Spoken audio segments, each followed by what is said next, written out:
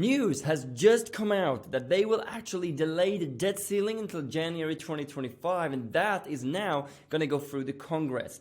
And that will also determine if they're going to start to print money once again and what will happen to the market. That's something we'll discuss in this episode. Not only that, we'll also discuss some of the cryptos that are doing incredibly well. Some of them are making over 500% because the fees has gone up quite a bit. Which cryptos are that, and which of those might drive the bull market that we believe is coming very soon?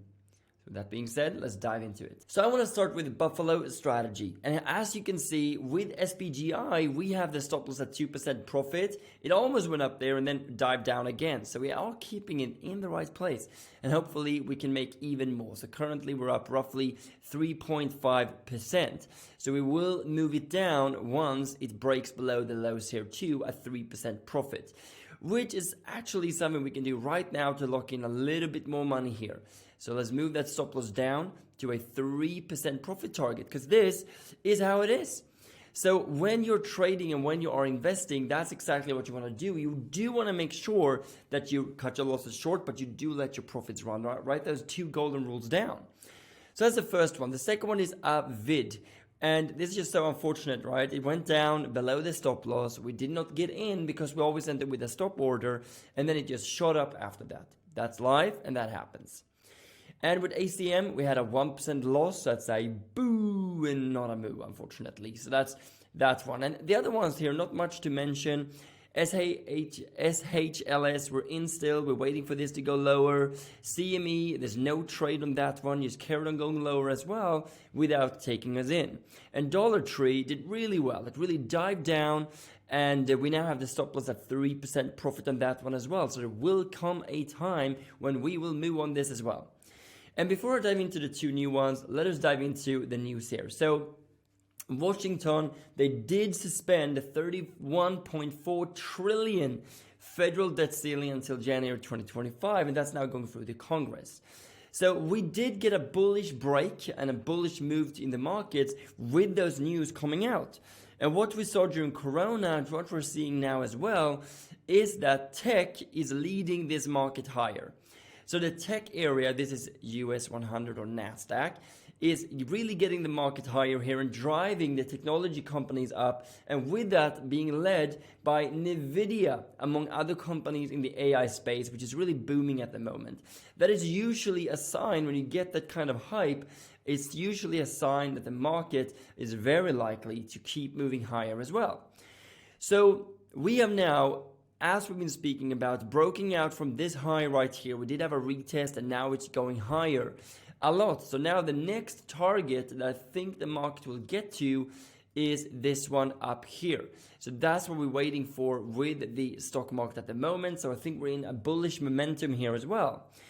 However, when we look at the inflation, it actually came out a little bit hotter than expected, 0.4% instead of 0.3%. So it's sitting at 4.4% at the moment. So that is the inflation we're looking at here. So that's neither good nor bad. It's kind of what they expected. And the consumer spending actually came in a little bit more hot as well. So people are spending more, which might drive the Fed to once again increase the interest rate to drive up inflation once again. So we'll see what happens moving forward, but in the shorter term, we're definitely in a bullish market. And for that, we do want to make sure that we stay hedged. So we do have one position here that is downward trending, MATX. This is Matson Inc. Looking very promising, a good reward risk ratio where we can make 3 times as much as we are risking. You see this red box? Yep, that represents a 1% move in the wrong direction. So worst case, we lose 1%. Best case, we can win 4, 5, 6, 7, 8%. So we'll play that game all day long. And because we're a little bit bullish, we do want to go long on EPC. This is Edgewell Personal Care Company. It's at a support level, and when looking at the trends, there's a very high probability that this will go in our direction. So those are the two buffaloes for this week. Now, before we dive into the crypto market, I want to lead off with a little bit of tech here. So looking at NVIDIA, this is one of the VCAs, one of the investing strategies we're in. We never managed to get into it, so currently we need to recalculate this. But that was very unfortunate because it really soared up over 30-35% in just a couple of days. Now, the reason for this is because they actually came out with a new AI supercomputer, and this is just first of many, I believe. So NVIDIA is one of the hottest tech companies out there, and AI-driven tech companies. And I just remember this so well with Kodak once upon a time. They thought that digital cameras were just a fluke, and they went bankrupt as a result. So looking at this here, now, if you're not getting into AI, if you don't know what ChatGPT is, it's definitely time to really do some research here, because it is part of the world, and the same is true with cryptos.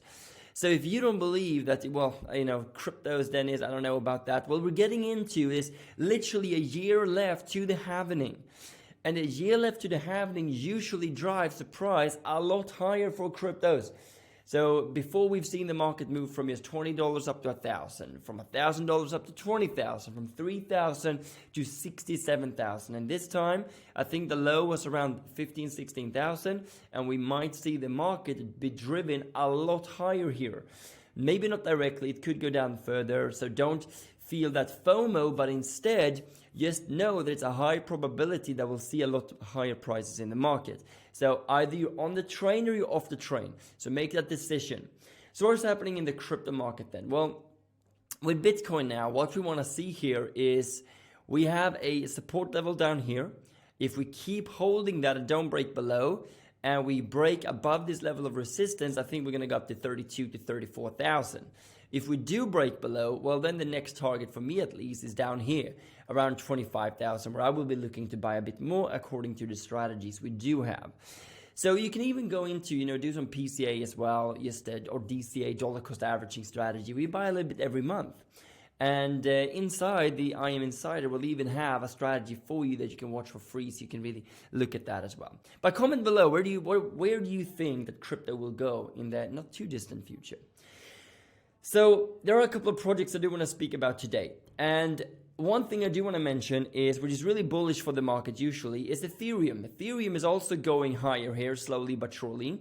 And the reason for that is, well, one of the reasons I think is because, one, we got some certainty in the market with the debt ceiling. But secondly, Ethereum, for example, they have the lowest number of Ethereum on exchanges ever. We haven't seen this amount of people holding Ethereum in their wallets instead of on the exchanges since July 2016. This is usually very bullish news. And this should be able to drive the price a lot higher, because imagine if there's not a lot of Ethereum on the exchanges, it takes just a little bit of people buying to drive up the price substantially. And now Solana unleashes ChatGPT plugin. You remember what I said? Either you're on the train or you're off the train. Solana is definitely getting on the train. So Solana, I think, will be a great contender in the next bull market as well. And Solana being down over 80% from its high is an amazing entry point if you're looking to diversify and getting into some more cryptos. Of course, this is definitely not any advice as well. And some of the exchanges are fighting back. Gemini, for example, they dismissed the SEC lawsuit because they think they've done nothing wrong. So they're actually challenging the SEC now. So SEC needs to watch out, I think, because they are driving cryptos, the biggest innovation of our time so far. Also including AI, machine learning and all that. But it's happening, and either US can be part of it and have all the exchanges and all the crypto projects building inside US, or they're going to move somewhere else, because it is happening. So last but by no means least in cryptos, we are incredibly bullish on cryptos longer term, but there are one project I want to mention a lot more in detail, and that is Matic. Matic, they actually have seen such an increase in usage that their fees has gone up 500%, which actually makes that layer 2 protocol really successful and profitable. So they increased by 500%. So being down from its high, roughly 40%, is a great opportunity to get involved and invest into Matic if you like them as well. They have a really strong roadmap as well, and they are the vision to become Ethereum's internet of blockchains. So Polygon is continuing with that development. And when it comes to any cryptos to avoid, the only thing I would say is we are avoiding meme coins such as Pepe that we spoke about last week, so make sure you watch that if you haven't. So last but by no means least, let's jump into some of the stocks here. And as we can see, tech is definitely leading the market. And looking at companies such as Adobe has broken out from a horizontal moving market, and Micron Technology breaking out as well. We can see the pattern so clearly here that it's moving sideways, and now we're breaking higher. So this is happening with so many companies right now. So I think one of the next ones might be PayPal. So we're down at an 80% drop. We're in this, and I do believe that PayPal will do really well. So this is one that I'm in, that you can have a look at. And yes, a few days ago or a few weeks ago, we entered into Tesla as well, which we believe is a technology company. That is up 24% at the moment. And looking, there will always be a time to sow, right? You put seeds in the ground, and one time to reap the rewards. And we have been waiting quite some bit on a few of these companies, but now we have the stop loss locked in at 25% profit on Amazon. Same on Microsoft, at 25% on Microsoft. But then we have some other companies, CRM, locked in 25% on that as well. These are just a handful.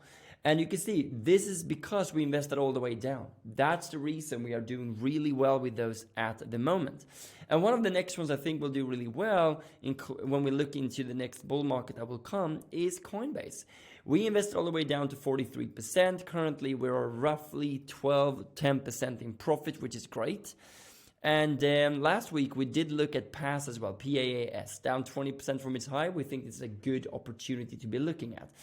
And and also we are avoiding banks, because banks, we do believe there's going to be more that's going to go bankrupt. So if you're investing into banks, we would only do it in the bigger banks like JP Morgan and some of the others as well. So comment below, what do you think? What do you think is a good place to put your money at the moment?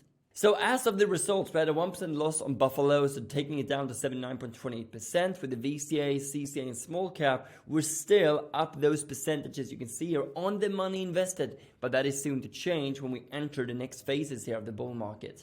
So just as always, be cautious, because even though we believe we're going to go in a bull market, we can be wrong, or in the shorter term bull market, so we can be wrong. So make sure you do your research, make sure you only use a strategy when you invest in order to get extremely good results over time, because that's what investing and trading is all about.